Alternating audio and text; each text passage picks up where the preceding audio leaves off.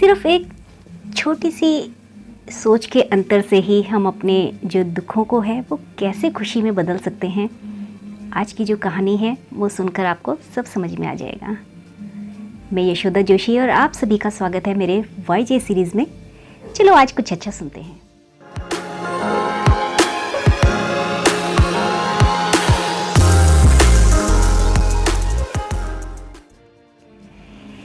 एक बहुत गरीब आदमी था जो कि अपने परिवार के साथ रहता था।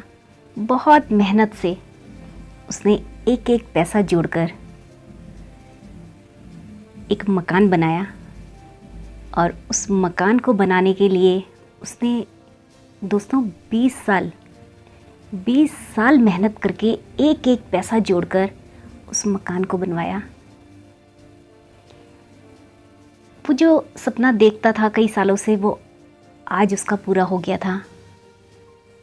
उसे भी लगा कि मैं, मेरा परिवार, मेरी पत्नी, बच्चे इस छोटे से झोपड़े को छोड़कर अब अपने मकान में रहने जा रहे हैं। तो वो काफ़ी खुश था।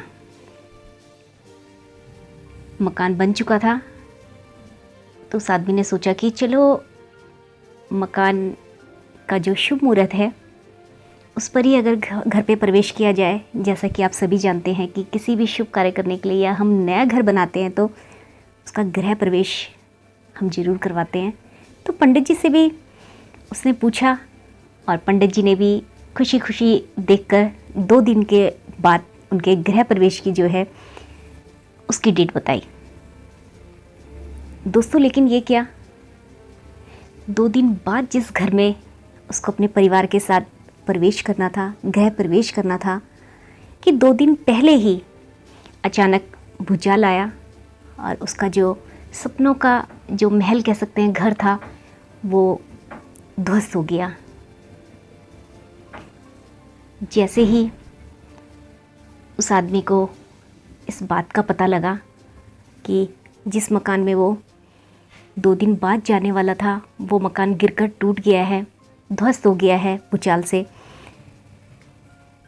दोस्तों वो दौड़ा ये खबर जैसी वो सुनता है वो दौड़े बाज़ार जाता है।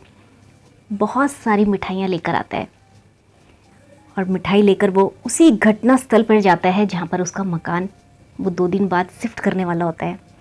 तो वो क्या देखता है कि आसपास के लोग उस गिरते हुए मकान के आसपास काफ़ी जमा हो गए थे लोग, और आपस में कि बेचारे ने कैसे कैसे एक एक पैसा जोड़कर इस मकान को बनाया और आज वो मकान बिल्कुल मिट्टी हो गया है।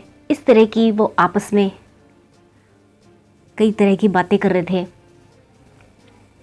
तभी इस आदमी ने जो मिठाइयों से जो वो झोला भरकर मिठाइयाँ लेके गया था, झोले से मिठाइयाँ निकाली और खुशी खुशी उसकी आंखों में एक अलग सी चमक थी। दोस्तों खुशी खुशी उसने सबको मिठाई बांटने लगा। सब लोगों ने जब उसकी ये हरकत देखी तो उनको लगा मकान गिरने से शायद इसका मानसिक संतुलन बिगड़ गया है। सबको लगा ये पागल सा हो गया है।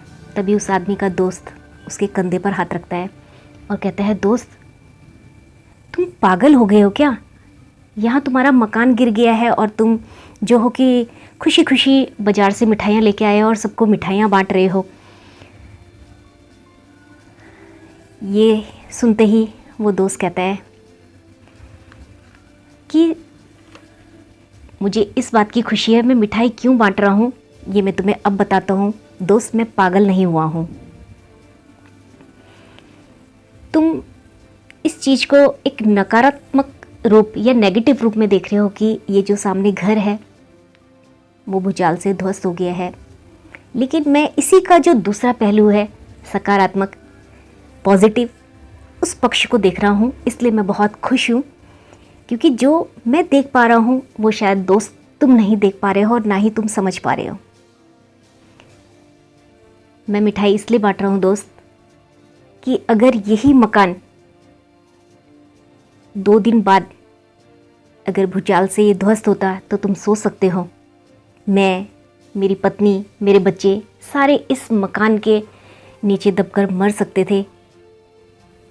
तो कितना जो कठिन या भयानक जो था वो कितनी दुर्घटना हो सकती थी, लेकिन उस दुर्घटना से हम बच गए कि ये मकान 2 दिन पहले ही गिरकर ये ध्वस्त हो गया है।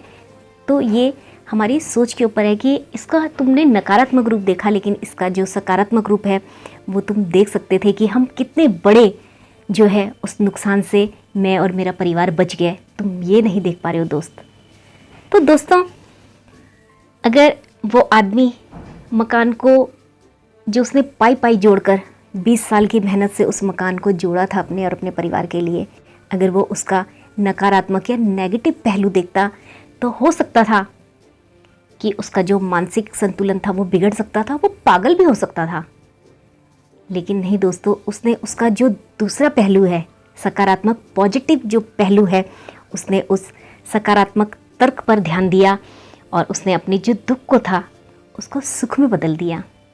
तो दोस्तों, आज की जो कहानी है उसको आपके सामने रखने का यही मकसद है कि हमेशा हमें अपनी सोच पर ध्यान देना चाहिए। अगर कुछ भी हमारे साथ अच्छा या बुरा होता है, लेकिन हम उसके बुरे पहलू को छोड़कर उसका सकारात्मक पॉजिटिव पहलू अगर हम देखते हैं तो हम अपने आए हुए दुखों को भी सुख में बदल सकते हैं। तो कैसी लगी आपको दोस्तों ये कहानी? मैं चाहूँगी कि अगर आपको ये कहानी अच्छी लगी है तो इसको लाइक और शेयर ज़रूर करें, और ऐसी ही कहानी के साथ जल्द आपके सामने फिर आपकी होस्ट एंड दोस्त यशोदा जोशी फिर से हाजिर होती है। तब तक के लिए नमस्कार।